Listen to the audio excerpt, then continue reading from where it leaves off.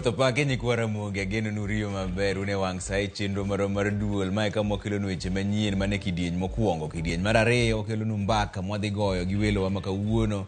Achiel en Eddie Okech ma en senator ma Migori, machielo en Charles Oweno jakom KIMC mano Kenya Institute of Mass Communication. Penjo maduong' mopenjo gi en ni sirikal okwamo kosoyo. Maendi timore mana ndalo matin bang' jatend piny Kenya machon Uhuru Kenyatta wuok oko koseyo sirikal ma sani nitiere kowacho ni gik moko te iketo ne mana isingo ne ni ene mano ketho. To noketho adier koso nokoketho. Mane mbaka mwadhi go kidieny mar ariyo mar duol. Lakini sani magi weche manyien ma wan go. I want to say that the government will not be involved in settling those issues between the family and any claimant or any person on that land.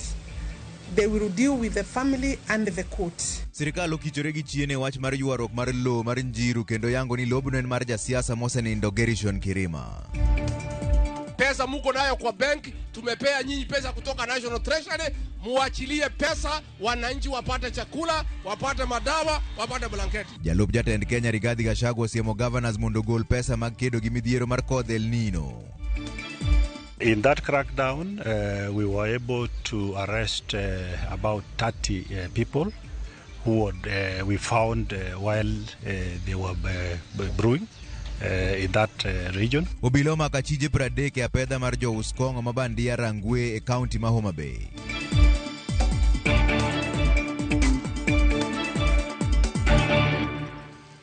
Kamano kumketi Ramogi TV kan nyinga Trevor Ombija jandingo panga jonyakach dendo nombija taya nyakwar guok kocha pesa koro jaloko marwa en Belinda Dhiambo nyar game koro wachaka ni goche manyien ni piny owacho ochikore gi chien kendo koni jodak manie lo mar jasiasa machon Gerishon Kirima ni gilure kod chik mar do kendo sirikal ok bidonjore wachno ni mar lo se yangi ni mar familia mar Kirima. Kaka jafombo marwa Walter Nyambaga leronwa jatend migawo mar lo Alice Wahome ogolo CM ne jimo wacho ni siayo jodak njiru mondo tamre wuok e lobno. I want to say that the government will not be involved in settling those issues between the family and any claimant or any person on that land. They will deal with the family and the court and the enforcement agencies. If you are a conman, if you are a fraudster, you will deal with the DCI. If you are a purchaser, you now know the owner of the land. Mago gin weche mani ogol kod jatend migawo mar lo Alice Wahome kendo telo ni sirikal ok nodonjre ywaruok manie kind jodak e kod familia mar Kirima e gwenge mag Njiru, Choka kod Mihango. The land, as per our records, belong to Kirima. I'm advised because I've looked at that case. It has taken 10 years for it to be decided. The judgment has given a deadline of vacant possession or people living on the land to live by December 31st. Magitimore bang' tend migawo mar lo motele kod Alice Wahome kanyakla kod jagoro mongirore bad migawo mar lo Nixon Korir, okil mar jok modak e lobno mar Kirima kanyakla kod familia mar Kirima kotelnegi kod An Kirima bedo kod bilo wach kuom seche mohingo ariyo e log tich mar lo e boma Nairobi kendo yudo ler mar andika mar lobno. Error number 5908/8, original number 5908/3/5/3 is measuring 507 acres, less 8 acres, which is for road reserve. This was transferred to Gerishon Kirima, Kamau Kirima, and John Gerishon Kirima by Domencio Di Masi. Jodak moinge luf prade kokalo kuom okil margi Danstan Omari, jaod bura ma Kasarani Ronald Korir, kod nyawadgi ma Embakasi East Babu Owino, e moko kuom jogo manyocho chope do mar dwaro lere wi wuon lono, kanyakla kod dwaro mondo wit oko ng'eto mayandi ogol kod jang'ad buche Samson Okongo, manomiyo jodak nyaka tarik 31 dwe mar 12 higani, mondo dar nono tibiro kirgi oko koyuo. They are members of the public who continue to fall into the traps of people who are still masquerading or calling themselves owners. Whatever proprietary interests they have, we do not have those proprietary interests in our records, other than the record that we have put to the public. So I want to take this opportunity to warn the members of the public, unless you have engaged the Kirima family as of now, the record shows that you may be falling into a trap of fraudsters. Wahome wacho ni bado fwamb kichose meeting mar fweko jochumbu moko malodho omenda kuom jopiny nigi loso kod sirikal kanyakla kod bad migao mar lo kendo ok gibidar.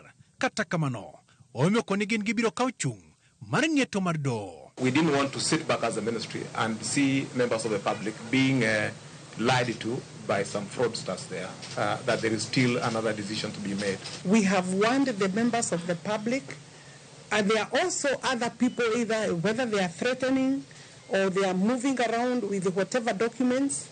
The DCI has strict instructions to actually support and help the public from fraudsters. Walter Nyambaga, Ramogi TV. Kwa kanyo ni duol mochung' ne kedo gi mibadhi pacho ka endi men EACC oyango ni gisechako nono weche mag mibadhi matudo ogirimiti mar kelo mauta e kind piny Kenya kod piny Saudi Arabia kachiel gi riwruog pinje Arabu men United Arab Emirates. Kaka jafwambo marwa mar siasa Chris Owino leronwa, jatend migao mar omenda Profesa Njuguna Ndung'u bende ne oremo kochopo e nyim komiti mar omenda mar golo ler e wi ogirimiti makama. Bang' ogaye mar Azimio Raila Odinga mieno chuodho ogirimiti mar kelo mauta e pacho kae e kind piny Kenya, piny Saudi Arabia kod riwruog pinje jo-Arabu kata United Arab Emirates, nyong'ong' mag duol mochung' ne kedo gi mibadhi EACC koro menyo winjruok makamano. Jatatije maduong' mar EACC Twali Mbarak oyango ni gisechako keto weche mag mibadhi mitudogo winjruok makamano e ratil mar neno ka oromo chwale apisi mar jatend jominwach Nelson Ingonga. As at now, that issue is captured in the media. We are monitoring and we are looking if there is a case for us to start investigating.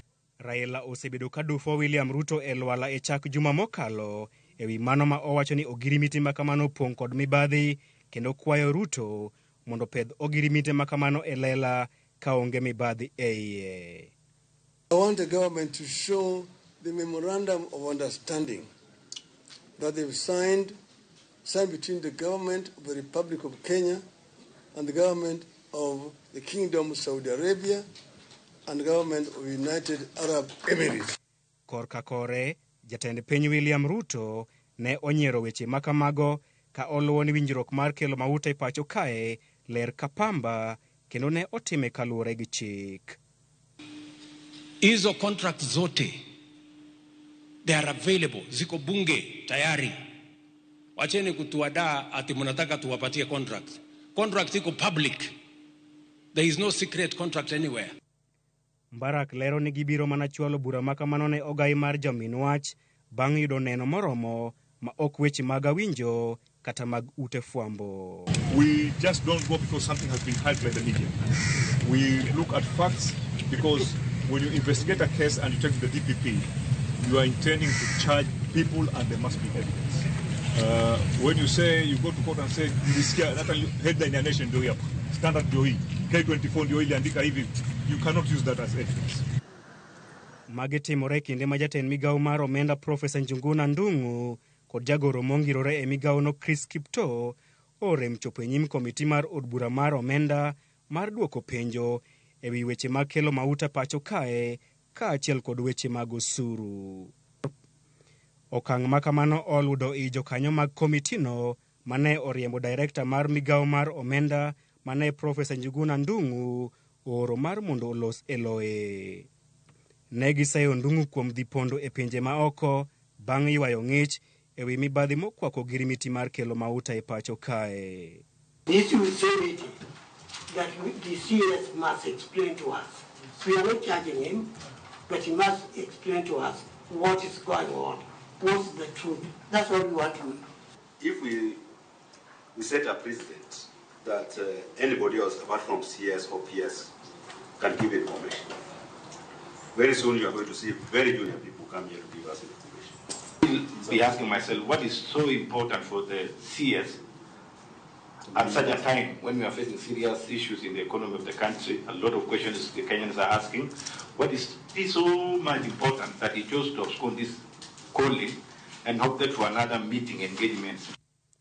Komitino ne dwaro ng'eyo adiera ewi lal mar omenda maromo bilion 17 ma seneta ma Busia Okiya Omtata nyocho wacho ne ogol e migawo mar omenda mar kelo mauta mantiere ywaruok e kind kembe adek mag mauta. Omtata ne otudo lal mar omenda makamago ma nengone romo bilion 17 ma Anjeri wacho ni gin mage. So members, I think the PS and the CS should know that this is a very important, the matters we are discussing are very serious. In fact, they are far much more than perhaps what they are going to do in Mombasa. Komitino koro dhi dayo dho Njuguna Ndung'u tarik 28 dweni ewi lal mar omenda makamano, winjruok mar kelo mauta e pacho kae, kaachiel gi osuru mamalo ma sirikal jugo jopiny. Chris Owino, Ramogi TV, Nairobi. Jalup jatend piny Kenya Rigathi Gachagua osiemo piny owacho mag counties mondo gol omenda mag kedo gi midhiero mar El Nino. Rigathi ochiwo ranyisi mar counties man Nam Chumbi ma pok oketo pesa ni mar reso jopiny e oula masani sandogi. Ma eni timore kinde mathoth gwenge mapacho ka endi to pod ni kod midhiero mikelo gi oula mapekno mathoth gi to pod seyo piny owacho kuom rem chwalo negi kony mowinjore. Lidio Keyo miwaler.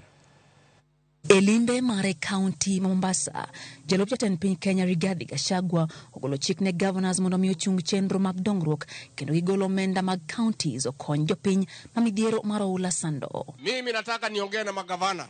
Hii shida iko ni ya serikali kuu na serikali ya county. Na tutaki governor atuachie sisi peke yake. Tunapoongea leo, governor wa Wajir, wa Mandera na wa Garissa wamenunua chakula na madawa. Nimetoa mandege, watu wanapelekewa chakula kila pahali. Sisi katika serikali kuu tutajaribu kununua chakula, lakini tunataka pia county government of Mombasa, gavana wewe pia utoe pesa ununue chakula hawa wananchi wapewe. Gachagua monochi uranyisi mar county Mombasa wacho ni kinde ma counties mathur kachwalo konyo oganda modaki counties go tend county no to rito manane mondo mikonyo ya piny owacho mamalo ka omenda to no seketi tenge mar kedo gi midhiero makamano. Gavana wa Mombasa, gavana wa Tana River, pesa muko nayo kwa bank, tumepea nyinyi pesa kutoka National Treasury, muachilie pesa wananchi wapate chakula, wapate madawa, wapate blanketi. Na sisi katika National Treasury tumewachilia pesa kwa gavana zaidi ya shilingi bilioni 10 iko pale, na tunataka wananchi walishwe na wachungwe mambo yao. Mabire kinde makoth mapek medo kelo midhiere pacho ka jodak Garissa ne county ma Tana River koro dong ma onge kunde jot bang' ora matana pong kendo momo ka koro gimedo kwa piny owacho mondo mi ochwal negi kony. Tumekuja huko shambani, maji yamekuwa mengi sana, ndo tumeendea vyombo, kuna mizigo kiasi na mdao. Sasa jana tulitoa lakini hatukumaliza, ndo leo asubuhi ndo tukaendea hizo zingine zilibaki. Jana tumetoa jamii family mbili, na sasa hakuna mau hapa, na jamaa wako na mambuzi huko hawajatoa wote, na communication ya mau hakuna, hatujajua kama tuwasaidie namna gani. Tungepata angalau msaada hata kama ni boti kidogo tu tukaokoa ile jamaa huko kwa maji. Ikiwa hali itaendelea namna hii, uko uwezekano kwamba itahitajika nao mbali na boti tutumie chopa, kwa sababu sehemu nyingine inakuwa ni vigumu sana kufika. Leo tumeweza kutoka sehemu ile tuliotoka, tumetumia lisaa zima kufika hapa na kurudi tumia saa zima. So kuna vijiji vingine ambavyo mpaka sasa hivi hatujafika sehemu hizo. Kwa hiyo hizi ni tahadhari ambazo tunazitoa kwa jamii ambazo ziko katika sehemu hizi waweze kutoka haraka iwezekanavyo. County ma Wajir apaya madhi gwenge mag Moyale, Garissa kod Bute no obedo kod kethruok. Gino mamiyo yedhe kod gi konyo moko ok nyal chop mayot na jodak mag gwenge go. Kajatend migawo ma jolweny Eden Duale koro kwa oban migawo marango weche mag apeyni Kenha mondo los yore ma oula okethogo. County ma Makueni luoro nitie ni tuoche ma ikelo gi pi mathoro gudore e miere bang' oula mikelo gi koth mapek kidek medore. Kinde moko kuom jodak e county no koro ok nyal dak e miechgi nikech midhiero makamano. Kuna malaria, unaweza pata kuna watoto wadogo wako na malaria, haya wazee, mashushu, hatuna hatuna pesa yenye tunaweza wapeleka hospitali, so tunaomba hata usaidizi, at least tuletewe dawa za kujikinga. Nyaka sechegi nonro mochiwo gi riwruok mar Kenya Red Cross yango ni kwan ji maromo 77 osewito ngimagi kaluwore gi koth mapekno. Ji mohewo 56,000 osedaro wuok e miechgi. Jamni mohewo 2,000 oseywer gi oulano ka mwandu ma kwan gi ok oyangi bende oselal nikech midhiero makamano. Lydia Okeo, Ramogi Tv, Nairobi. Duond bura mar Wiper ogolo duonde kendo wacho ni jo Kenya nigi thuolo mar dok e ndara mondo miyo bag ng'anyo kapo ni twak madhi nyime kind Azimio la Umoja gi sirikal ok bi keto wach pek mar ngima kaka achiel kuom weche madito e ripot mare. Jotelo mag Wiper wacho ni ok gibi yie ne jatendgi Kalonzo Musyoka mar puodho ripodno kapo ni ok omulo yore mag keto ngima obed mayot ne jopiny. If the cost of living for Kenyans would not go down, that bipartisan talks will never go anywhere. Yeah? So that is as simple as that. Because Kenyans are suffering. Wazazi wanaumia, school fees imepanda, maisha imepanda, kila kitu imepanda, and we cannot afford to continue like this for the next 4 years. Hata kama ni kwa street, hata kama ni impeachment, we have a constitution which is very clear. It gives the mwananchi the powers to do whatever they can do to ensure that their lives is in control and the powers. Yeah? Kama ni street, kama ni impeachment, tutaenda. We have 4 years. We can't afford to continue suffering for the next 4 years. Na ile ya muhimu, msimamo wetu uko na Wakenya wote. Kenyans have endorsed Dr. Stephen Kalonzo Musyoka. Kwa hivyo maneno ingine, watch the space. Japuonj moro wito ngimane okinyi ma kawuono bang' kane otuome gi buomb ndege mar kalapapla e gwenge mag Masalani, Ijara, mano kaunti ma Garissa. Kaluwore kod komishona mar kaunti ma Garissa, Solomon Chesuti, japuonjno en achiel kuom jopuonj motelo ne tayo penj mag KCSE madhi nyime seche mowuoyeni. Chesuti okoni ringre japuonjno moyang kaka Ahmed Nur Ismail ne okaw kod obila mak mana ni gibiro chwale ne anyuola mondo ike kaluwore kod chike mag din mar Islam. Maendi biro mana seche matin ne 24 bang' ndeke 2 mag kalapapla luar e gwenge mag Wajir nyoro. This is his container got involved in an accident where one deputy air teacher, Ahmed Nur Ismail, was hit on the head by the rear rotor of the helicopter. He died on the spot. And we want to appeal to our colleagues who are handling exams, members of the public. Sometimes we may become excited out of seeing the helicopter being nearer or any other chopper being nearer where we are. We should keep off because these machines are very dangerous and they are very powerful. I think this is an appeal I want to make to all the members of the public in our county. Thank you. Migao mar somo ikore mar golo duoko mag penj mag jopuonjre mag klas 8. Jopuonjrego bende biro ng'eyo sikunde mag iriwore godo kapok ochopo nyasi mar Christmas ma higani. Maendo yangi kod jagoro mongirore migao mar somo Belio Kipsang mano chopo mar yawo container mar penj e kaunti mar Kwale. Kaka Judith Omondi leronwa, Kipsang bende okoni apedha dhi nyime ni jonjore manyonego obila marito penj e kaunti ma Siaya. Ndalo matin kende to penj maduong' mar klas 12 rumo. Migao mar somo ka hotel ne giko jagoro maongirore Belio Kipsang ne omondo e kaunti ma Kwale mar nono yepo mag penj makawuono. Belio yango ni kaka migao gini e ikruok mogik kendo gichano golo duoko mar penj mag klas 8 mane orumo chak dweni ka jopuonjrego bende biro ng'eyo skunde mag sekondar magiriworego kapok sikuku mag Christmas ochopo. Lakini vile tulisema watoto wetu watajua mashule yenye wataenda kabla waende for Christmas. Siwezi sema mitihani itatoka kesho ama kesho kutwa, but I can say that we are on course preparing for our children to know how they have done. But the most important thing, because our schools are opening in January, is to make sure that they know the places they have been placed in good time so that they can prepare, the parents can prepare in school fees and all the other things. And we are on course to deliver on the examination, that I can say. Kindeno bende Belio ne otiyogo e kwedo tim makoch mane otimore e kaunti ma Siaya, kama obila marito penj ne onego kod jomaundu e kinde mane gitere otese mag penj e school. Yesterday we had a challenge We lost a colleague, a police officer in Siaya. Investigations are on to know exactly the motive, what exactly happened. And therefore, I will not want to go into details, but I know that our colleagues in the investigative sector and the security sector are seized of the issue, and we should be able to know exactly what happened. Jopuonj madongo manyicha oyang kaka ji madhi ataro kod chike mag penj itimonegi nonro kendo ma ibiro yud kod ketho kuma owinjore ibiro chiwnegi. As for now, they are suspects. Until they go through the due process of proper investigations, checking all the evidences that are there, we shall give everybody an equal chance. We don't want to be preemptive in what we are doing. Where there will be cases of any challenge, then it will be dealt by law, because the Kenya National Examination Act spells out how to deal with all the cases that arise during examination time. Nono mag penj mar klas 12 chakore ayanga ka jopuonjre go tieko penjgi tich abich jumani. Judith Omondi, Ramogi TV. Aya wadhi yo moro machuok aneno kuseoro otiu sana ke wang kor mbui kae ndie aneno ka Isabella Anyango mano yoro mar Facebook wacho ni waol gi propaganda mang'eny mag Ruto gi Kenya Kwanza regime, what they deliver well en racho nying Raila gi Uhuru mane mbaka mwadhi goyo bang'e. Wycliffe mapsa hey nying no tek manade wacho ni that's the truth, sirikal okwamo matek and we have nothing to smile about. Erokamano mane yoro mbui mar Facebook aneno ka ria uchiel nono bende ntiere ka kuoro kae ndie.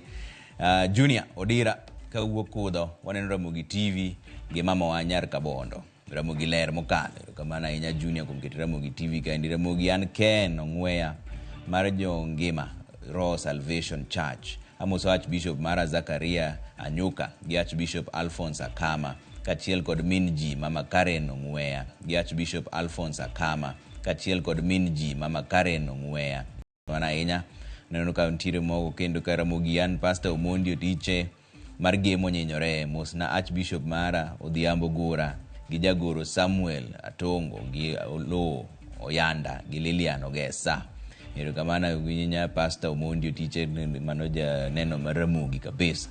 Ramogi ma Shadrack Ogara kanyo ni Anka Buai waneno Ramogi maler gi mama wa Damaris Ogara kod Tito Ogara bende. Kete uru mana kae ndi kodugo kidieny mar ariyo mar duol wadhi penjo achiel. Sirikal okwamo kosoyo ma mbaka mwadhi goyo bang' dakika matin lakini sani to waduogi weche manyien kidhi mabor ahinya.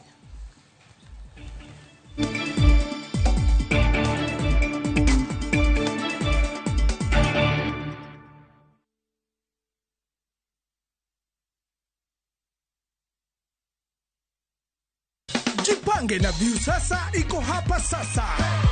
Jishindie maelfu ya pesa kila siku kwa kutazama content kupitia View sasa kwa shilingi 50 pekee. Kuna mshindi wa shilingi 1,100 kila siku, 1,500 kila wiki na mshindi wa grand prize ya shilingi milioni 3 cash money. Kushiriki piga *487*3#. Chagua Jipange na View sasa. Kisha chagua video package, ujipatie points na uongeze uwezekano wako wa kushinda mamilioni. Hakuna kudownload au kusubscribe.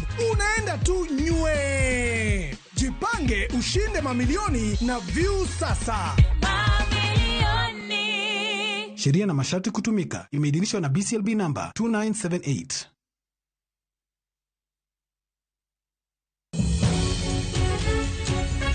I got my cancer when I was 16. I explained to the doctors, they told me that it's just adolescence, I'm just maturing. We see cancer even in 1-day-old babies. Angoma kelo cancer. To betieth mare nitie. 50% of cancer treatment is information. To e okang' mane. The doctor tells you go and look for $1 million. You have no choice. Be in jatuo mar cancer. Kata jatuo mane otony e thieth mar cancer. My hair has gone. My nails, even the feet, they are all black. Cancer. E kuku mar wach. Dweni, achiel kachiel e Ramogi TV. Tich adek tarik 29 dwe mar 11 higa mar 2023. Kik bai.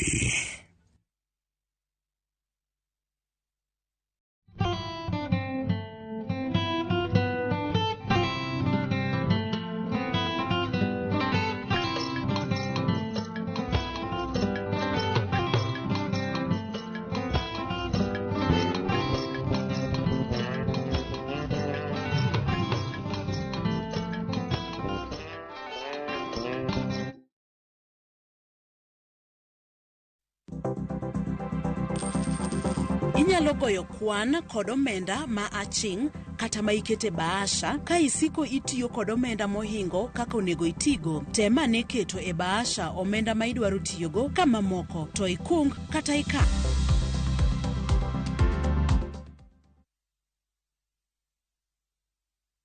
New Stay Soft Adric Concentrate. 1. It is 4 times more concentrated. 2. It is packed with 4 times more fragrance. 3. 1 bottle gives you 40 washes. New Stay Soft Adric Concentrate.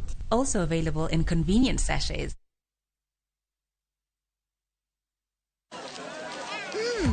Colgate Herbal is formulated from a unique blend of natural herbs and is scientifically proven to strengthen teeth and keep gums healthy. Try Colgate Herbal, scientifically proven for strong teeth and healthy gums.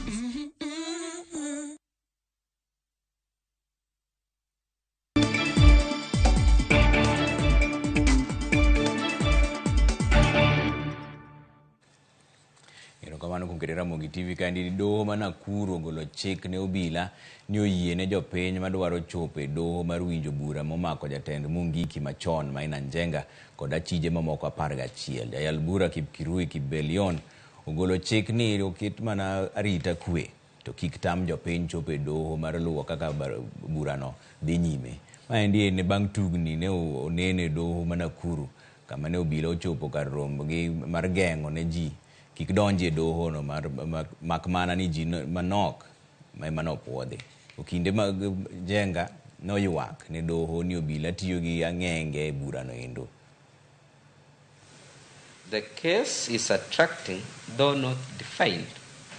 This court's administrator shall make available an extra space within the court's compound where she shall cause to be mounted a screen to enable persons who shall so, based on the available space, be accommodated to follow the proceedings. No accused person shall be denied access to court for whatever cause or reason.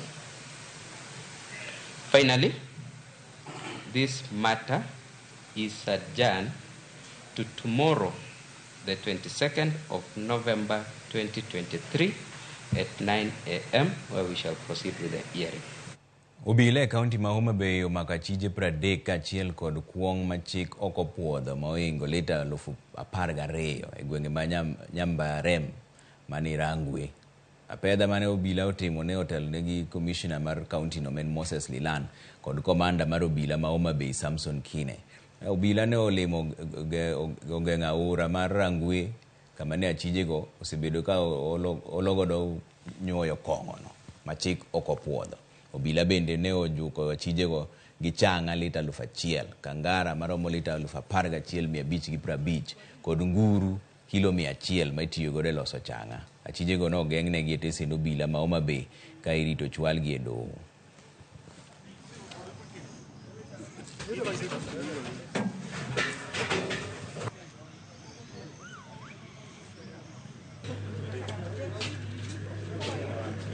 In that crackdown, we were able to arrest about 30 people who we found while they were brewing in that region. We were able also to intercept about 11,550 liters of Kangara. We were also able to nab 1,000 liters of Changa. Alongside that also we've got almost 100 kilos of sikaranguru, which is a raw material for preparing changa. And as you can see also we were able to get 2 border borders, which we believe were being used to ferry this changa.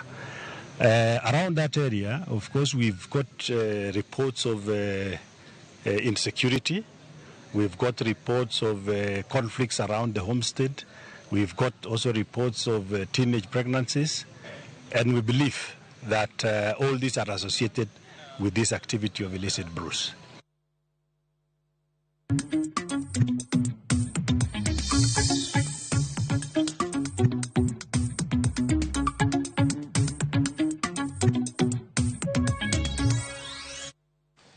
Sirkal osingo mar yaro kendo bero kuonde gowo mag rech e wedhe mag nam Lolwe. Tend kaunti ma Kisumu ema nogolo singo ni nyasi mane okelo kanyakla jolupo kod jokanyo mag sekta mar lupo e godiechieng' jiwo chenro mag lupo kod ohand rech. Millicent Adhiambo miwa ler mar wache.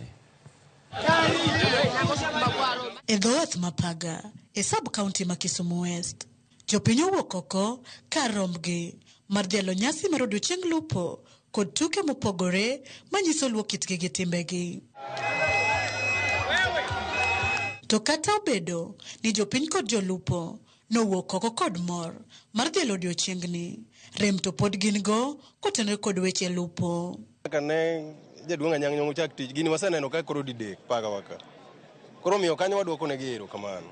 Mokwongo strategies moko manene pi kae. Jolupo lupo ka gima wadwani mondo konywa go wadwani okelnwa life jacket ne jolupo gi mondo mi tho dog piny e pi. Daraja nyochot nyoro makata kaka mitokni donje ipaga kar kae. Miyo weche mek ohala sani ok dhi maber kata obedo ni wane World Fishery Day. Kata nyocha ji mang'eny nyocha konindo bambo ka ndara kuma ng'ata lu onge nikech pi low and floods. Kidhi e dho kind sikul Obambo secondary go Obambo primary kanyo nyocha konego ng'ato machiegni. Kanyo nyocha kendo e koth manyochweni nyocha koywayo nyaka ng'ato ma fence mokonyo ng'ano. Jolupo opedho kwayo magine sirikal kaka yor manyo dongruok. En oula magada joma biro welo mabiro sani owinjo matek kuma gilu onge nikech ndara ok lure pi opong'o ndara kiwe wang' ndara matindi ling'ori e bugo koro konywa uru kapok tho moro amora otimore we uru ni ka ng'ato osetho kore kudwa ni mondo ukony mondo wan bende gik mwayudo kaka rech ka nyalo transportation obed maber. Rech be sani koro dok chien. Aneno ka agombo ni mondo county omed konyowa gi tong rech, omed konyowa gi rech matindo mag fingerlings mwanyalo keto e cages ma wan go ka. Nikech mane gima kwatimo to biro miyo wa mapato baadaye. Tend kaunti ma Kisumu osingo mar loso apeini bero kuonde go mag rech kod kuonde keno kaka yor bero chenro mag lupo. Kaka national government, we have been working very closely with the county government, especially of Kisumu and the rest in the riparian areas to improve the landing sites. That is going to improve the way the fish is landed. After the fishermen have really taken a lot of efforts in the lake to bring the catch.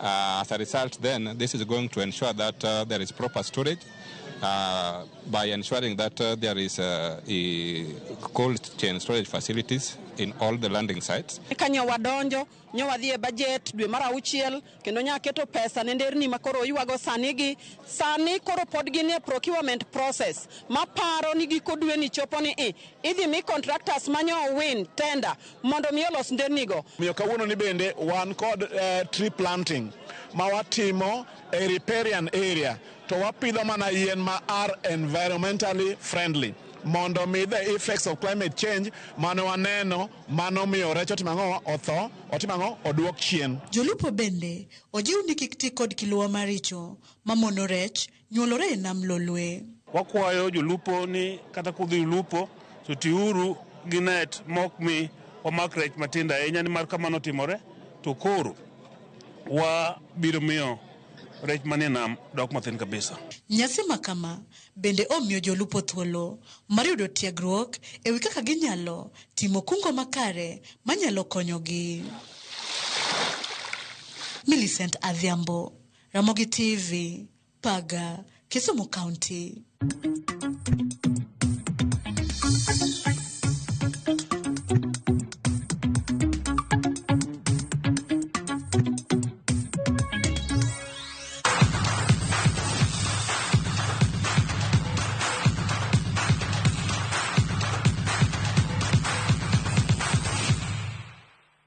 Walore ne chenro mokwongo gi wach ni tim Kenya matugo tuke adhula kidieny mar nyithindo ma yawuoyi ma hikgi ni piny ni 18 mojiwo orako mag alap mag Kasarani motelo ne tuke mag Sekafa mabiro bagi e kaunti ma Kisumu gi Kakamega e kind tarik 25 dweni nyaka tarik 9 dwe mar 12. Kenya nitiere Group A kama bende oting'o timbe kaka Djibouti, Rwanda, Somali gi Sudan, ka Group mar B oting'o timbe kaka Tanzania, Zanzibar, Sudan mamilambo kaachiel gi Uganda. Junior Stars biro chako tugi mokwongo gi tim mar Sudan e alap ma Jomo Kenyatta kaunti ma Kisumu. Kaunti ma Kisumu biro bago tuke mag Group A ka Group mar B tuke gi biro bagi e kaunti ma Kakamega.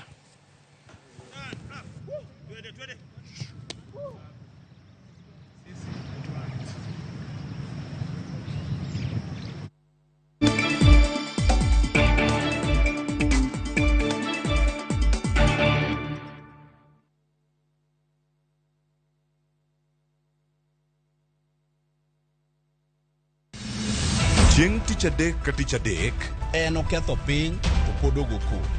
Ji dhinyore te kanyo kar jopiny. Magi duto yudore mana e Ramogi TV.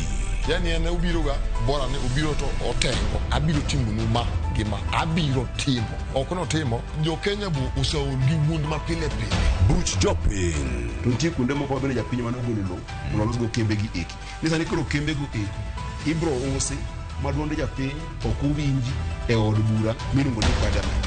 Nyinga Trevor Ombija jandingo panga jo nyakach dendo nombija tai nyakwar guok kocha pesa. Tich adek saa 3 otieno. Kik bai.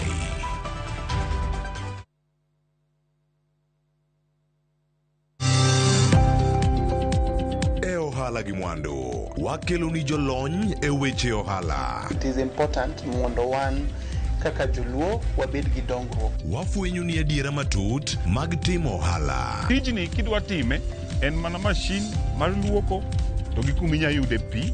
Wawuoyo e wi yore makare mag timo ohala. Kisechopo e level mabedo brand, ono bende gimoro amora mitimo en gima timo makelo pesa. Wakonyi dongo ohandi ka wami yore mag kano mwandu.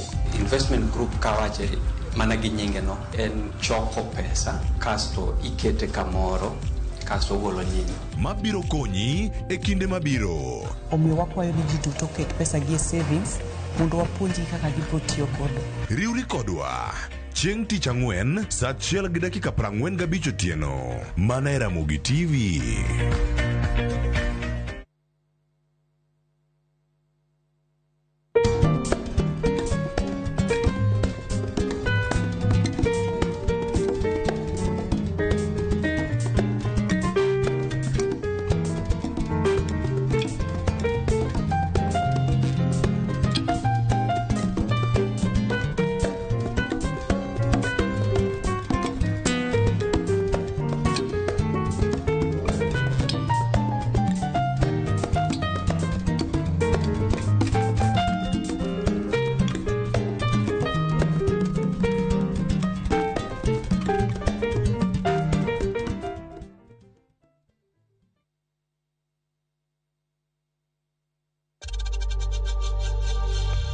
We know times are tough, so save money by buying airtime from M-Pesa to any network with zero transaction fees. Dial *487*2# and get your airtime PAP with zero transaction costs. Kete manaka. Ochopo samakoro. Ramogi TV yango hike mar 2 e yamo. To mae ok nyal timore ka yonge kaka jaera marwa. Tarik 1 dwe mar 12. Koro wachwake to mana maber chuth. The Garden Bondo.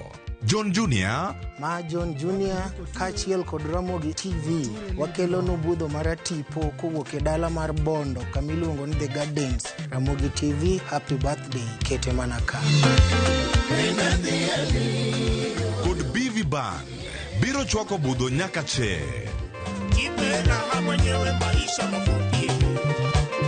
Jolendo magi mag Ramogi TV mawero bende biro betie.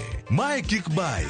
The Garden Bondo, Kapio Junction, Samachon.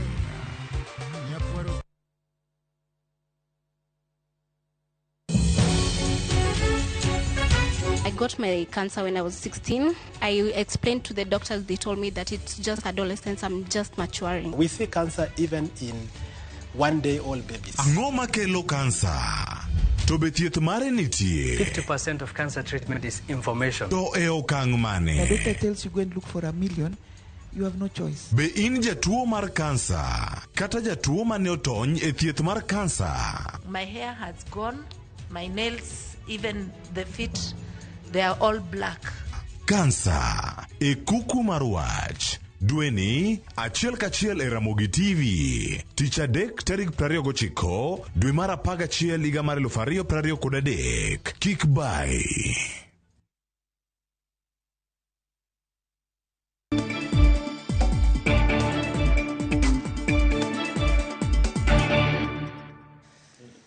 Nyikwa Ramogi kamano nyako keto Ramogi TV makidieny mar ariyo mar chenro mar duol welo osedonjo ka endi Honorable Eddie Okech men senator ma Migori gi Charles Owino men jakom KIMC Council men Kenya Institute of Mass Communication ero kamano nyako mi wasechegi. Owino adhi chako kodi e wach mar pek mar ngima gi pek mar uchumi.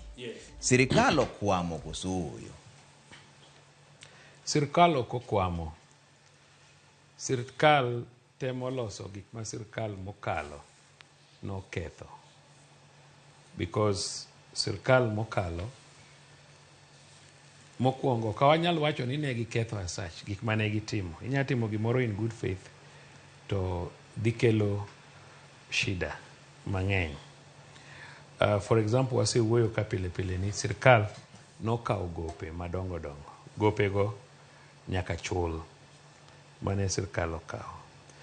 Projects moko mane sirikal otimo gi pesa go ok norumo. King'iyo kaka SGR madhi Kisumu nodong' e korio but Narok kucho.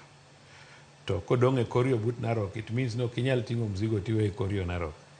Ne bed ne ochopo Kisumu to ne nyalo bedo ni koro business marwa no nyalo kelo returns because mzigo bro dhi Kisumu to dhi Port Bell to dhi Mwanza to dhi other countries.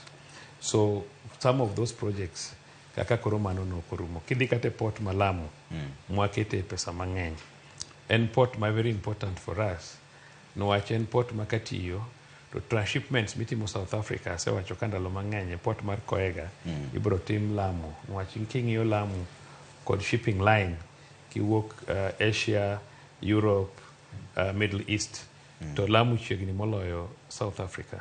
And therefore gin projects mane nyalo miwa pesa mang'eny. Omiyo government ne nigi projection maber mane waholo pesa to gigo no korumo. Koro gigo are not earning us pesa mora mora. To gowi te chulo. So gowi to nyaka tim nadi nyaka chul. Inyalo paro kanyocha ne sirikal gine kane sirikal moro cha chiegni rumo ne wakaw ino kane wan gi subsidy mane wakete fuel kata subsidy mane wakete mogo. Inwango ka factories manene omi subsidy mag mogo mang'eny mane opodho. Ma sirikal ne onge kata mna pesa sama ne wadhi e yiero. Ok ne gichulo subsidy mar mogo.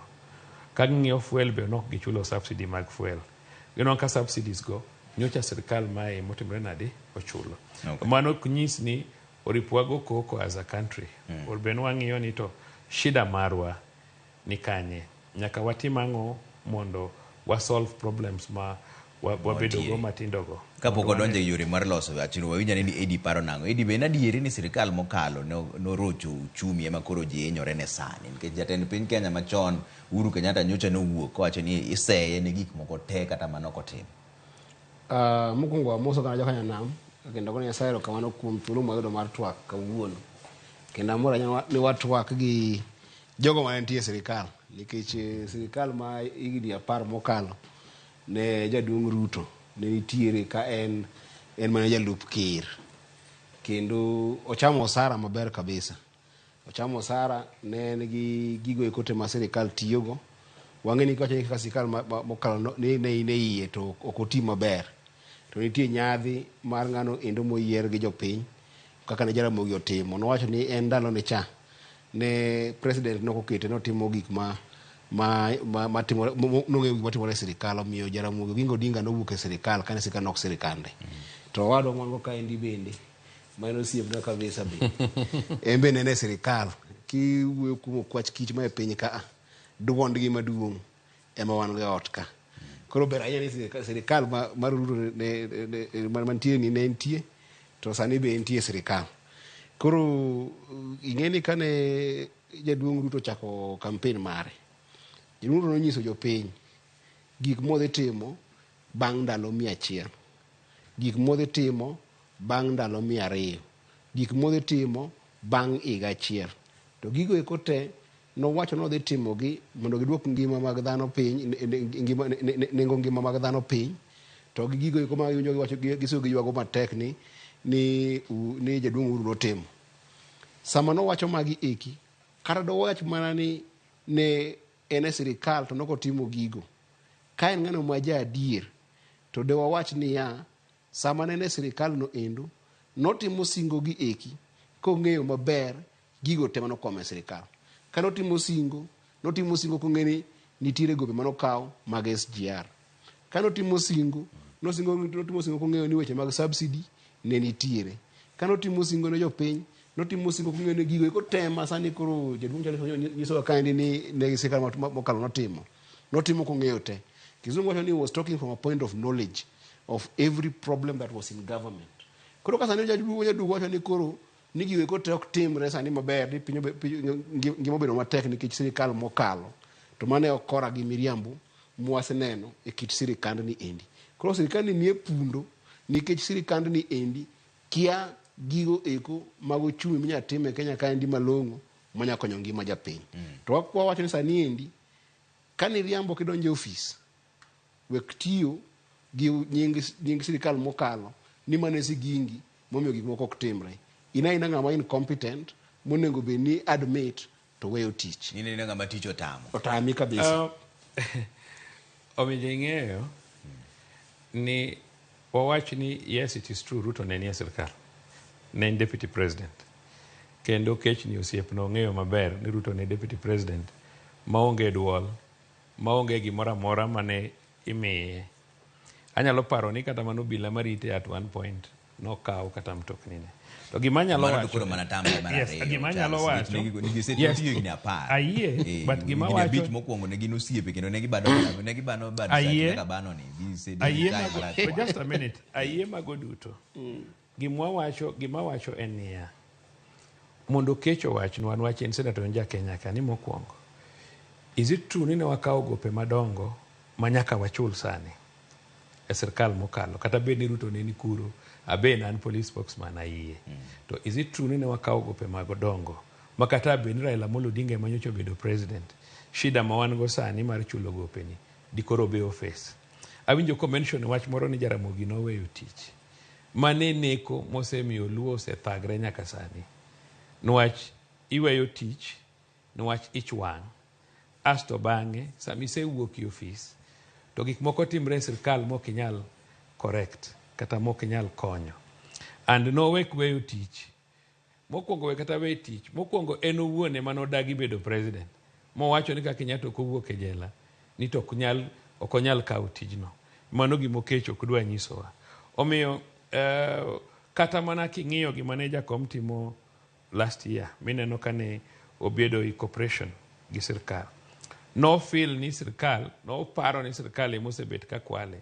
Maka koro obedo gi sirkal, to bro bedo mo propel modhi mobed ang'oa, obed president. Emomiyo no support government nyaka tam mar president moro chorumo.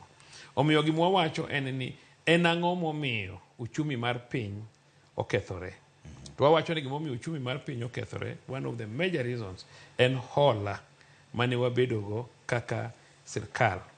To asto hola no bende gik mane watimo gi pes hola no, moko kuom gi projects madongo dongo kuno rumo.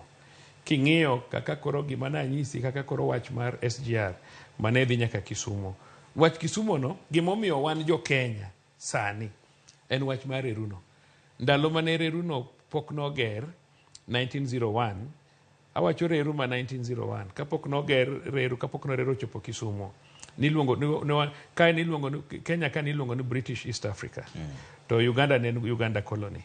To ne en Kenya Uganda Railway, because from Naivasha nyaka Kisumo ne en Uganda. Koro ka reru no rumo 1901 to 1902, the British colonial government no wacho ni reru mondo bed under one colonial government. Omiyo ne gi transfer the whole of reru to Kenya. Mane kaka boundary marwa no change. Mareru is a very important history to us. Just a minute. To asta wacho ni kareru ni ne nyalo chopo Kisumo. To it means the business marwa di koro di maber, and therefore kata mana SGR no di koro kelo pesa manyalo kata mana duoko gowini. Na chaka chiwo example mar Lamu Port. Mana wacho Lamu Port en port maber bo serumo. But koro nyaka wabed gi infrastructure. Sani ADB Bank konyowa mondo wager yo madhi northern corridor madhi nyaka Mandera nyaka Wajir gini. To bende bro konyowa wach mar security along the border. Koro wacho ni as a country kapok wa blame one another, nyaka wa accept gimomiyo okech support the previous government to nen mar Ruto kod Uhuru Kang'eyo Yeah, gimomiyo support that government ne Maruto kod Uhuru an ok ang'eyo. Anawacho just a minute, awacho mani miriambo ma inyisowa kaendi en niya ngima tek ge sirikal mokalo. Ema wacho niya ni Okech en ng'ama odhi skul maber, ok awuo gi jaklas 5 kata jaklas 6. Magi are factual issues. Okech ok en ng'ama I can undermine. And kidhi e skul to nyaka iwach gik moko based on facts, not just wuoyo because of election or a political position. Emomiyo awacho niya ni kalure gi hola manotimore, hola madongo manotimore, emo cost government omenno ka sani government nyaka chul Ola ne madwa penjo mantiere kan. Yes. Dweche 6 mokwongo. Yes. Ma endi koro nonro mar duol mochung'ne omenda. Yes. Ne wacho ni sirikand Ruto gi Gachagua nokawo gowi mar bilion 452. Mano dweche 6 mokwongo. Yes. To mar Uhuru ndalo no ne en bilion 434. Ma endi duol mar omenda ma wacho ni gowi mane gikawo dweche 6 mokwongo mane gidonje e ofis. Yes. Ne en bilion 17.4 moloyo mar Uhuru. To kata ka anyalo explain anyalo explain mano. Samane Uhuru donje telo non wangwa stable government mane onge gowi maduong' kamano. There was no reason for him to yudo pesa kao pesa no. Samanyocha Ruto biro onwango an empty treasury. Koro chuna nyako kao. Yes, nyako kao nwach obro chulo edigini nade. Okay. Are you getting me? And I watch all these things based on facts. Okay. Because samane ngane oyudo, samane ngeni Okech buro basis issues on psychophancy. And I'm not anybody's psychopath. Mano kizungu lungo niya imputing improper motive. Ogongo buki kode mondo kikiwachi. Ong'iyo otwata kita. To mano kare gi sama bobe josiasa gin kamano. Tinde noweyo gore ne polise kod ndono josiasa. To gima timore kaendi en niya adan mondo wadhi e numbers kaka jaduong' Charles owacho. Jaduong' ke wan joluo wang'iyo ji gi nyadhi ka ng'ama ng'ongo na kiga. To this country be also serve. To no serve in a very critical position kaka jatelo ma police.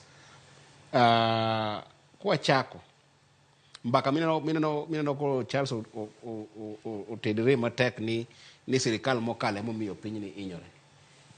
Osiepne Maruto gachiel gi osiepne ma Gachagua gin jotend piny ni nowacho ne piny kaendi ni kane gidonjo dwe mar 9 ne gino ka guluno endo mar sirikal nigi milion 90.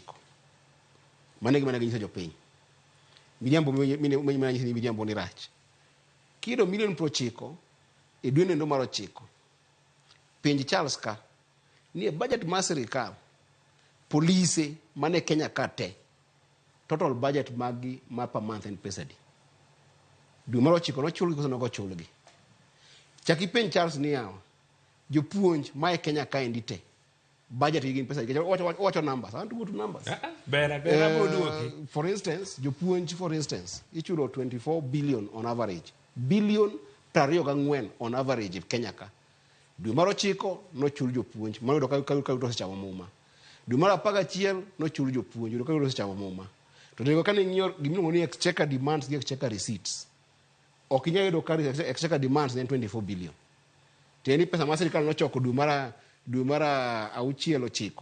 I mean dwe mar 9 dwe mar 10 dwe mar 11 king'iyo pesa gote kecha ane finance and budget ang'iyo pesa go seche duto te ibiro ka ok girom pesa go iko mane nyachulo jotend sirikal endalogo maiso ne gichako gi miriambo kanyo maiso ne giriambo ni Uhuru no kowe pesa ya gulu king'iyo debe ni Uhuru kowe pesa ya gulu ni 90 million kende seche go iko te king'iyo gope mino iwacho ni Ruto no kawo gi Gachagua noko kawo gi kind dwe mar 9 gi dwe mar 11 sani maiso ni seche go iko dwa dhi national crisis debe no ne pesa no endo onge mar ariyo Charles onyiso wa kaendi maber ni kane Ruto donjo e telo nodo ka sirikal ne goyi maduong' kabisa mane chuno ni immediately nyako dhi mo chak kwalo ochak choko pesa ka oko onge president e Kenya ka moseyudo gowino maduong' maloyo jatelo miluongo ni Kibaki.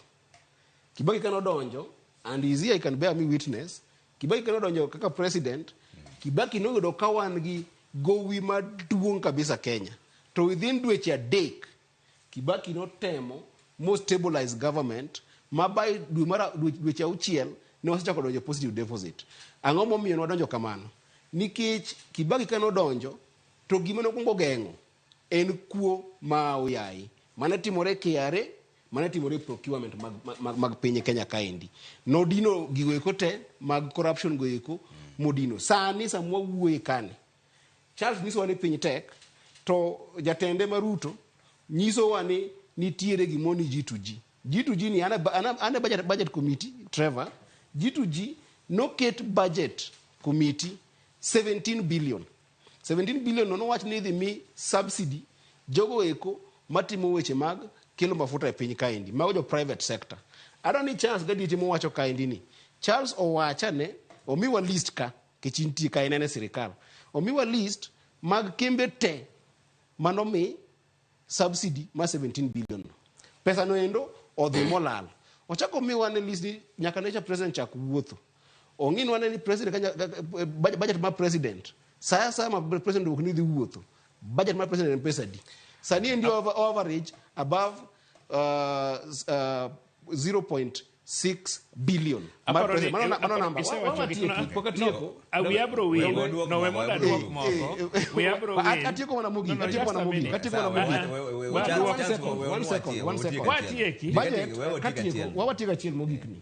Kaso kicha king'iyo kane watimo gimiluongo ni budget policy statement.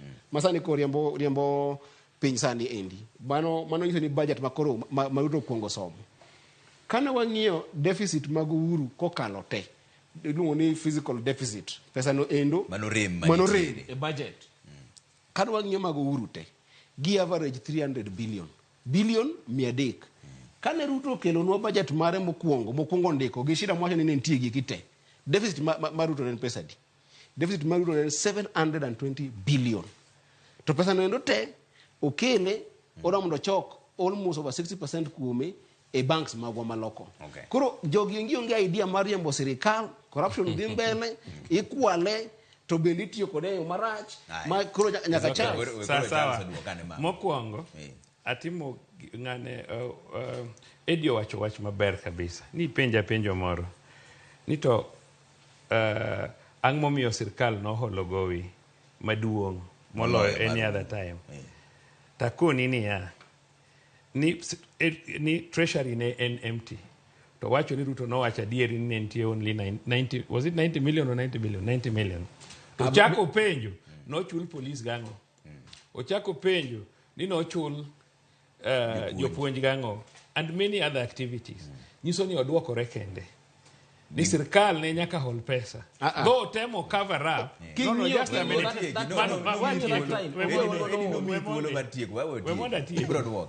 So, ochako temo cover up, ni there was nothing. And King Iyo, tipo nongo ni the first 3 months, nitie pesa mano hol. Just a minute. Inge ni pesa te ok nyaka hol externally.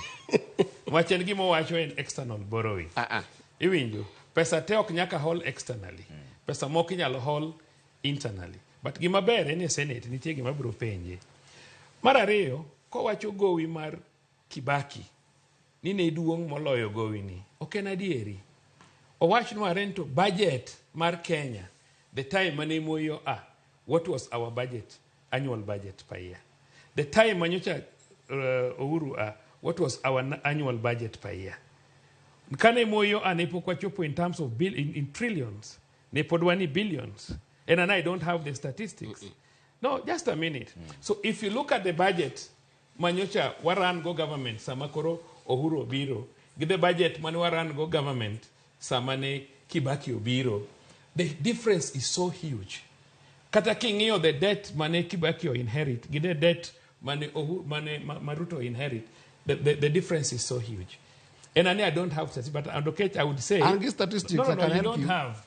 You don't have it. And give statistics, I can help you. Just a minute. Ibro budget mar Kenya. The annual budget mar Kenya. 2001, 2002, NAND. And then the budget mar Kenya, 2021, 2022, NAND. Okay. Because you'll find the difference is so huge. That was in billions, this one is in trillions. So Kiwacho, if the difference was small, it is not true. The difference was the difference was quite big. To Bende, there are so many issues we say raise, and you are in the Senate. Akiani, out of those issues, how many you have raised in the floor of the Senate? I will tell you. Is okay. Koro, adwa bunda konyo wadwa wino ingene wino kiki konya kony piny adwa konyi un muketho piny nikech ukawo piny ukete sirikal mokti u support sirikal mokti ka mondo mukwer sirikand no endo nitie gimiluongo ni relativity tiende niya king'iyo budget ma 2003 to gi king'iyo budget ma 2022 ok ing'iye in terms of absolute value ok ing'iye in terms niya ni pesa dima en kanyen trillion to I agree in terms of percentage. No, I agree. And therefore, do this. No. I want to correct you. Do this. You told me you have figures. Yes, but tell us. Ngoja. I understand. I'm a sharp student. Yes. Tell us, need a budget mar Kenya when Kibaki, when Moi was living ne pesa. First of all, tell us that.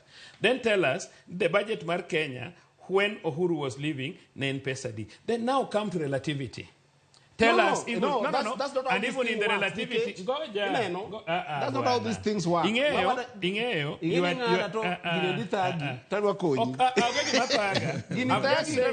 I've just said. We don't look at value. Something very important. I've said a very simple thing. Ni wacho nini statistics. Adwa ni kuongi nyiswaka. Ni budget mar Kenya in 2001 2002 kane Moi wuok ne en pesa di. Budget mar Kenya nyocha kakoro Uhuru wuok ne en pesa di. Then it be relativity miwacho no. Mondo wangi even the value of the currency at that time and the value at that particular time. Mondo wangi nito could the values have been similar or different? No. So carry on. Owino, I don't want to see kaka budget to you. We were not talking about budget. No. We are not talking about budget. We are talking about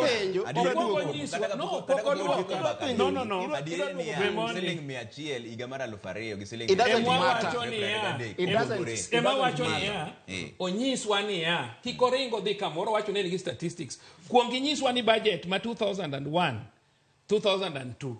And what budget for Kenya? Then budget masani. Manyocha uru nigo.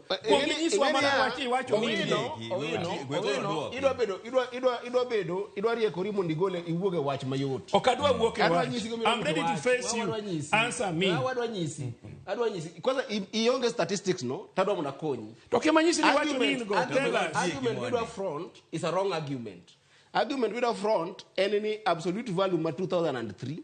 Absolute value, I've not said that. You're asking your question. I want you to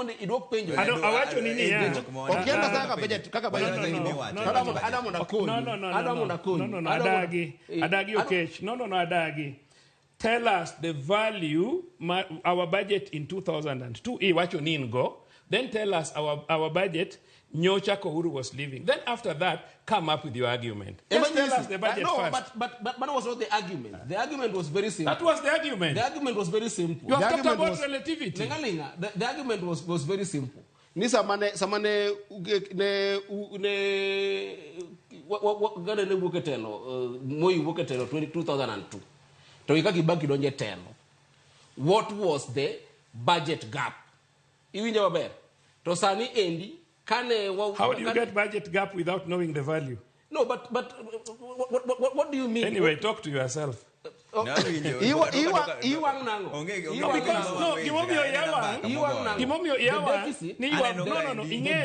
We are talking to the public. Okay. Let us be humble. 324 billion. Yes. Saniko ran 3.7 trillion. Bas. But man is not the argument. Man is not the argument. You know, we want to run out away from the argument. I cannot. That statistics is immaterial. Okay. Even lakini wasaid wako cha. 324 billion in 2002, Sanien 3.7 trillion. Man does not matter. You know, matter. Despite the fact that I didn't 3 point something trillion, does not explain the budget deficit. Budget deficit in any remanentie seche mane Kibaki wuok. I agree. Okay. So what was remanentie kaka Kibaki wuok 60% of the budget that was doing at that time. Sani endi remanentie is lesser. To Kibaki kano donjo no dino kuma nentiere te. Because the kuma nentiere te moketo bedo positive in 6 months. Okay. Nikech no wacho ni wadhi bedo gi free primary education within the same year mo yiere to free primary school bedo mo donje wange. Ineno. Koro wacho ni argument mo midwacho no ka endi ni Uhuru no we goyi mang'eny kane Kibaki donjo e telo ki compare goyi mane moyo owego Kibaki ne ng'eny malo goyi mane Uhuru owego Ruto. Mane kumo wacho ka. To argument ni igachiel kosekalo. Ruto poko stabilize the economy. To Kibaki stabilize the same economy with the same problem. But you see, man is the argument. Yes. Inemi penjo. Mari ni 2002 ne nango. Era said work in 324 billion. Yes. Sani in 3.7 trillion. Yes. So what is your argument? My argument is simple. We are running on a very huge budget because the economy has grown over a period of time. Okay. We were running on a smaller budget because the economy was small on that particular time. That economy which was smaller at that particular time was easier to fix than the current economy which we have at this particular time. And that is why he was talking about relativity. And in relativity, just a minute, in relativity, what I'm talking about, even today, for example, if you look at the value of our currency, we have moved from almost 110 to 152. The implication of that means, if you had a debt of, let's say, 1 million, yesterday in foreign currency, $1 million, you find that there's an increment of almost 50% of that because of loss of the value of the dollar. Okay. So what I'm trying to say, what I'm trying to say,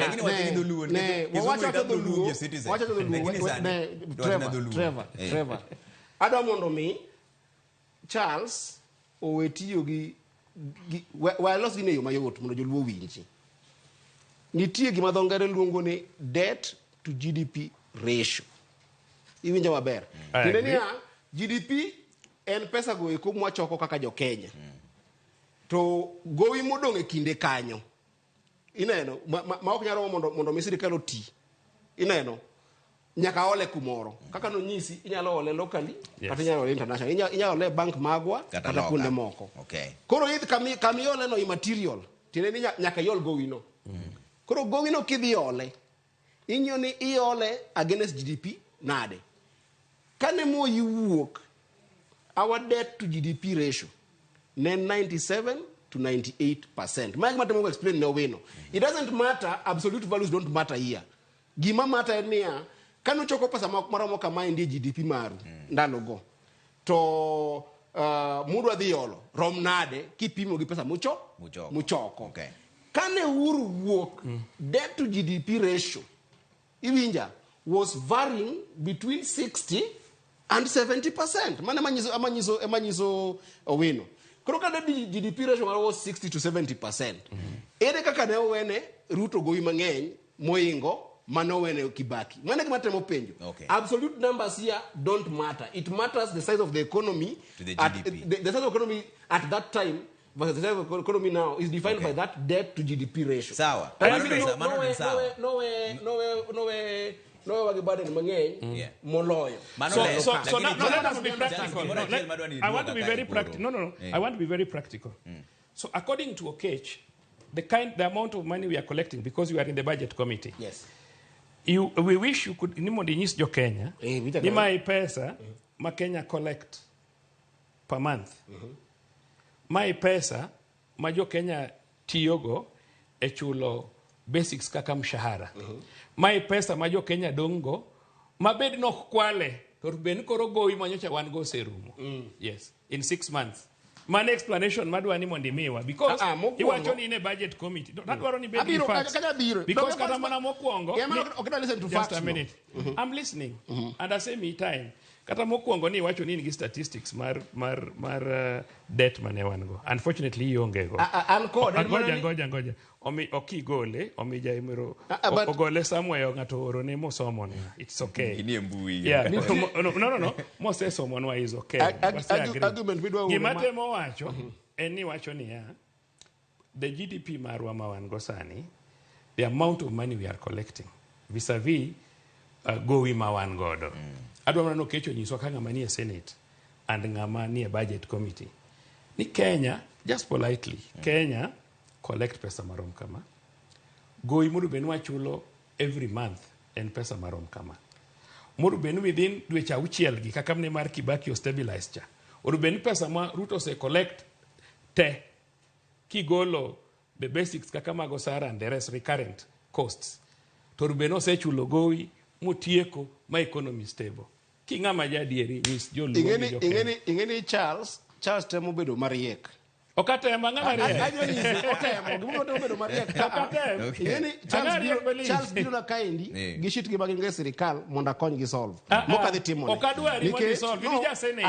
Asenyise example to ando ka thago wi. Ok nyal Nikech Charles dwa biro nwa gi gimoro mar ni odwa monda konye explain shida gimo mi economy one debate omija excuse me jadwa wewe ama tintu with due respect ni wacho na duongni mia dakika achiel tu asemi dakika mang'eny kabisa apenjo ni hii argue ni wangiyo percentage of the debt mane Kibaki okao mane Kibaki odongo after Moi to gimanyocha Ruto dongo.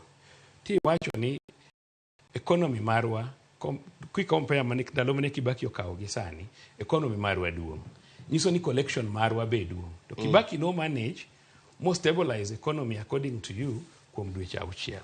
Kora wacho ni in kaka ng'ato manie Senate matiye Senate kendo mane budget committee in gi statistics mabeyo kabisa.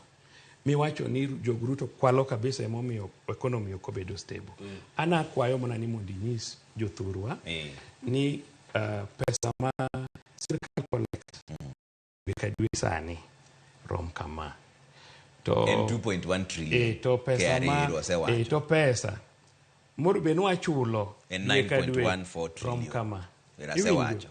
To gowi ma wan go mano uro wewe mancha gikao mano uro wewe ne rom kama omiyo kigolo difference mar collection gi gima dong orbeni gowi cha ne wasetieko within 6 months gowi mantiere sani en 9.4 trillion adwa wacho ni mondo waduokre piyo gowi man godo sani en 9.41 trillion KRA kao 2.1 trillion ema gichoko kuom ji kaka osuru iye kanyo gimiluongo ni recurrent expenditure en atamalo 70 omiyo wadonge moyo debt ceiling bende nochor mobiro nyaka 10.2 trillion nikech pesa modwaro mondo miket kanyo miluongo ni rem en gimoro bilion 700. Koro pesa madong no kigolo recurrent. Onyalo chulo debt ma wan go kuom dweche auchiel mo stabilize economy. Kanyo wasetiyo kata kamano. Atemo wacho mano, nwach mane gima Okech temo bring forward ni jo Kenya. To kata kamano.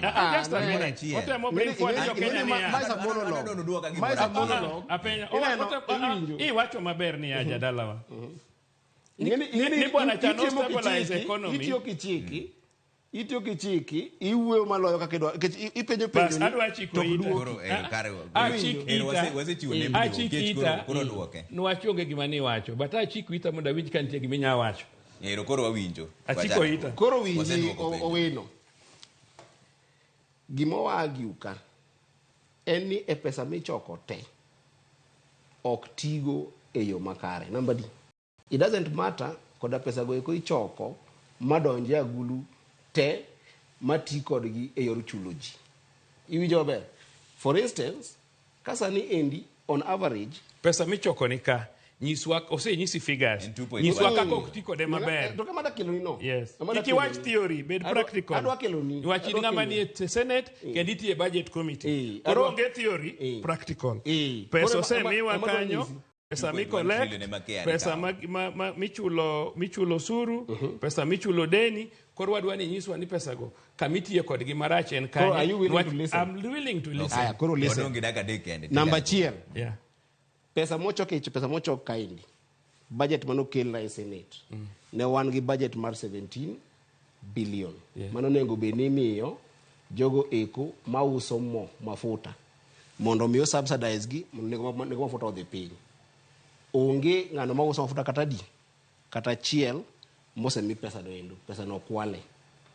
Number 2 e budget minene wuoye kaindi wawa tiekni e budget mineno iwuoye kaindi nitiere subsidy pesa ma subsidy mar agriculture madhi 9 billion moko kuomgi noket e gimiluongo ni 34 tons mag mbolea iwinjo maber ma kata maruto kata usewuotho kuwacho wach mbolea donge in gi puodho naonge an puodho onge subsidy mbolea miwacho ma 34 billion ma 34,000 tons mano kete over 9 billion endo mbolea endo dhi ngi data no miye Kenya free gi Russia manoko nego beni chule e pesa serikal okete ochule bakia kuma pesa no dhiye maybe in gi change mo nyalo konya go matin bende ndio samone yudo ine manjo ni tingo moro gi Jacob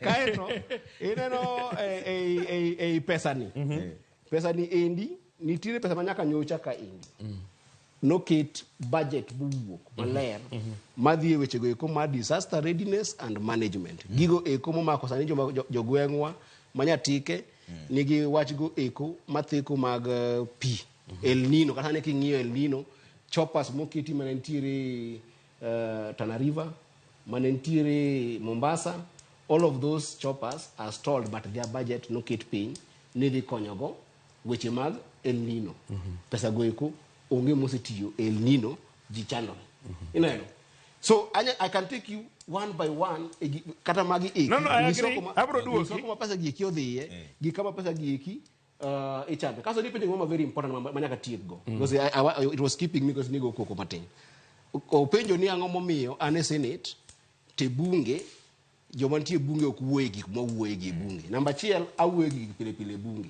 ineno Kechi education king for instance another thing capitation my education monego wabedo kane uru wuok Kenya kaendi capitation marwa was 95 billion mar secondary school education mani miyo jonyuol mondo chul tuition bit mar school makani goyo ndalo kande ne nyathi kana 22,000 sani endi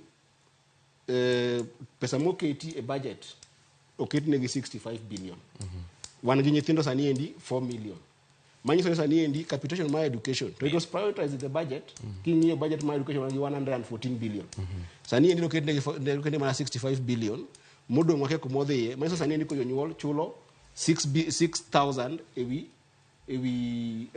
pesa mono mwenye chulo kechi sani kigo kwano no endo obiro 16,000 ewi nyithindo sani kende 6,000 made wiye no endo lal mokwongadu wapenjo one question kapo awawatieki sama wawatieki kono nyisi ni wino gimomiyo bunge ok effective en nikech osiepni maruto nyeo wabunge go ikomo ni penyo giki okay Charles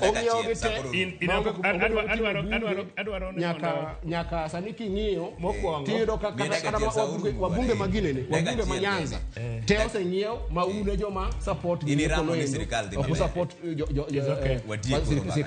is okay mokwongo adwa na nyiso kech and en ng'ama ni bunge kendo ne budget I know gimomiyo wuoyo kama ng'ama wuoyogo and magi gik mosedoko achien kiwacho ni gimoro bedo budgeted for be nitie itimo budget king'eyo source of revenue yes to mar ariyo kitimo budget be inyalo chopo point mitimo budget to kochopo at the time of actualization ti onge gi that revenue. Because okinya wacho ni kane ng'ato o budget for disaster to nyaka bed mana ni pesa ma disaster no koko tigo to ng'ato chame. But also just a minute. Pesa mose goal. Okay. Kata basa 17 billion wacha ndio kwa wacha. Pesa mose goal. Una magi pesa mose goal account. Iwinjo. Just a minute. One opportunity. Magi pesa mose goal account. One opportunity. Ngoja iriambo. One opportunity for 17 billion mar mo iriambo. Just a minute. Mar mo iriambo. Excuse me. Gigo gin miriambo te. Miriambo kanyo. Kaida kanyo. Iwinjo. Anta daka. Okay, ukija Kenya. So ingenga misava. Okay. So what I'm saying, ingenga misava. Magi pesa mose goal. Obro duogo kendo joma manyien. Ero kamana ahinya kuom Ramogi TV ka sa koro rumo wanere bange. Wana gini le rugi no ka.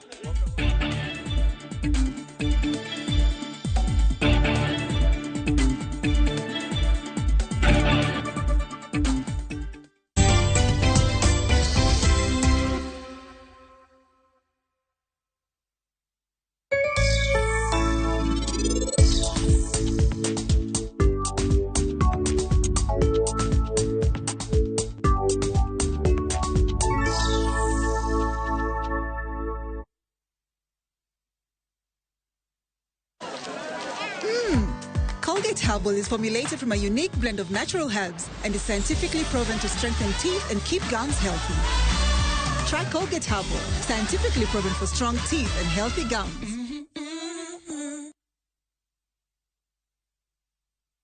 Life is too short to postpone your dreams. That's why View Travel offers you a worry-free holiday plan that lets you travel now and pay later. You don't have to wait for better times to enjoy a well-deserved break. We can help you make your travel dreams come true. Whatever you choose, View Travel is here for you. And a Christmassy leap on next year, na View Travel. Call 0703 254 254 or book online www.viewtravel.com.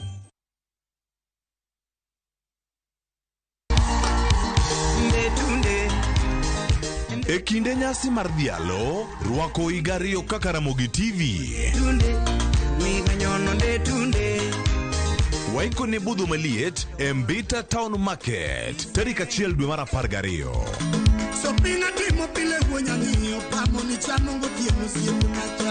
Birom kod jolendo muhero, ka wakelonu Belo gi Stella Brenda Ochieng, DJ Kolo, Lin Ramogi, kod Min Jackie. Kokel to korisira.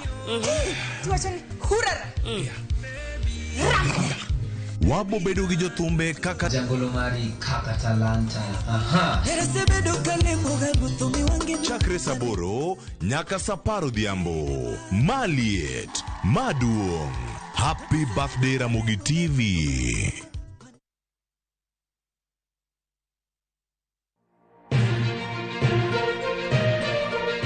Weche manyien mamulo dhod chunyi maiye gin mago machiegni kodi. Weche thieth, anyuola, ohala to kata rita. Ka utuch to wan kode. Kotimore skunde e gweng'u ne wedeni kata osiepe magi duto wan go. Wan kae mar neno ni ng'eyo gima biro kendo bedo gi ikruok motegno. Onego ing'e gima timore e seche motimore mapiyo piyo to mae e kama iyude wechego. Nikech Kenya en marwa waduto to Ramogi TV en odwa. To kendo wantie iye kanyakla achiel kaka onagi. Ma en rupiny kod mbaka oromo. E Ramogi TV. Sud machiegni mondo wago mbaka.